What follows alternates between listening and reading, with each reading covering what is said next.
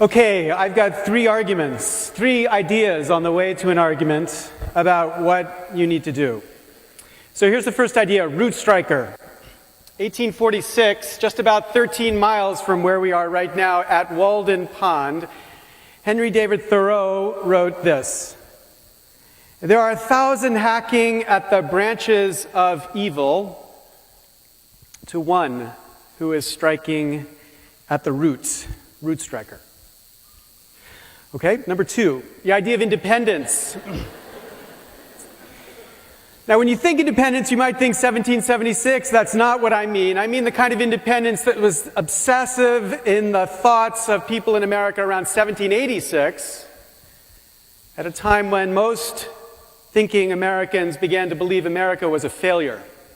A failure because there was a lack of independence in the democracies that spread through the states, a kind of improper dependence that had developed in those democracies, corrupting them and what they did, as Jefferson described it. This dependence begets subservience and venality, suffocates the germ of virtue, and prepares fit tools for the designs of ambition. This is what government had become. And what they sought was a non-dependent, independent government that could give the right answer for the right reason. The common aim of those founders of our republic were institutions, constitutions, against this improper dependence, but for a proper dependence. Right? So think, for example, about independent judiciary. An independent judiciary does not mean they can do whatever the hell they want. An independent judiciary means a judiciary dependent upon the law. A proper dependence is what we mean by independence here and elsewhere. Okay, idea three, trust. I want you to recognize the way trust is related to independence. So think about this chemical, bisphenol A, BPA, a chemical in practically everything you're exposing yourself to right now. 98% of you have it in your body at a level that some scientists believe cause significant harm. People ask, is this chemical safe? Most of us, because we believe everything around us must be good, say, sure, it's safe. But the research here is actually contested. And it's contested in a very interesting way. If you distinguish between industry-funded research and research that finds some kind of harm caused by this chemical, there's a very interesting relationship here. Almost all of the funded research by industry finds no harm, and almost all of the independently funded research finds harm.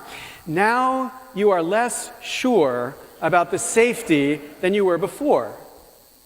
Or think about cell phones. Are cell phones safe, these kind of microwave radiating devices you put right next to your brain? Well, 70% of you say sure. And again, the research here is contested, and contested in a very interesting way. Divide industry-funded from independently funded, and again, you have this extraordinary bipolar result, leading most of you now to be less sure than you were before. The point is your confidence in all of these cases is affected by the presence of money. Not money in the abstract, but money in the wrong places. Right? Now there's a lesson here, I promise. There's a lesson. The lesson is to maintain confidence, to maintain trust, we need to secure independence of entities and institutions that we depend upon, by assuring a proper dependence of those institutions on the thing we want them to focus upon. Three ideas, here's the argument. The framers of our Constitution gave us a republic, by which they meant a representative democracy. Now, their representative democracy had an intended dependency.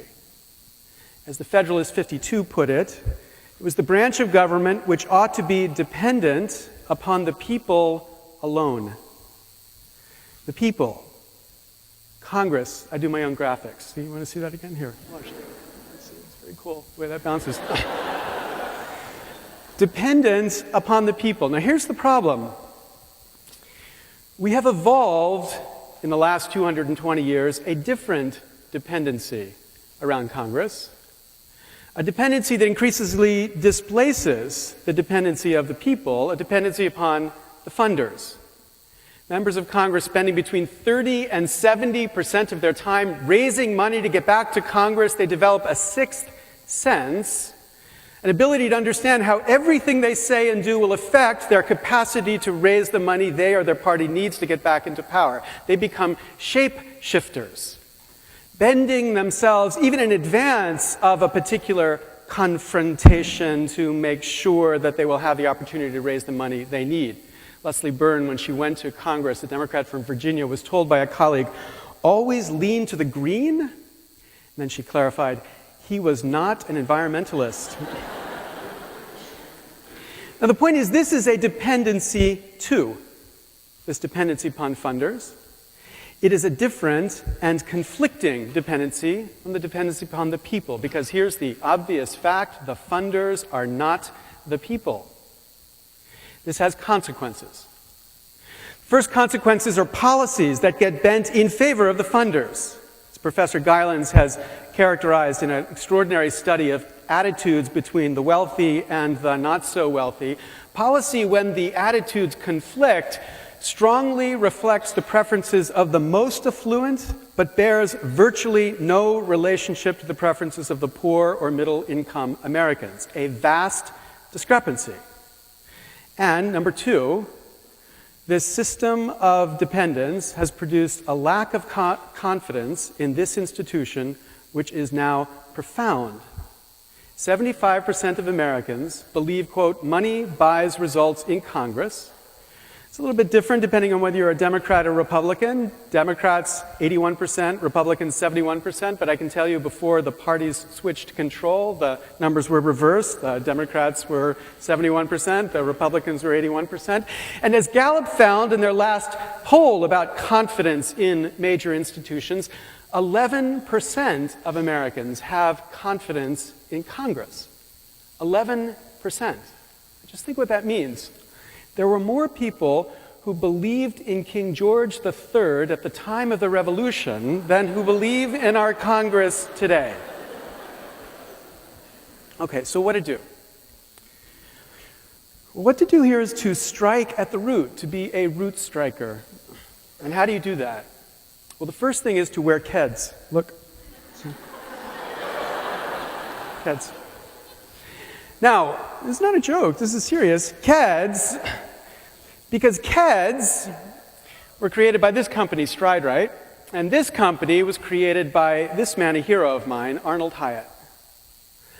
Arnold Hyatt's a humble guy. This is the biggest picture I could find of him on the internet, very tiny little picture. Very loyal Democrat.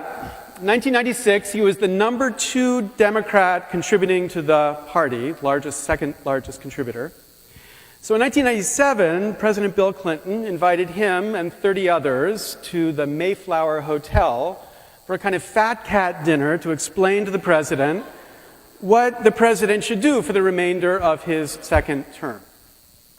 Each of these fat cats stood up and explained something to the president.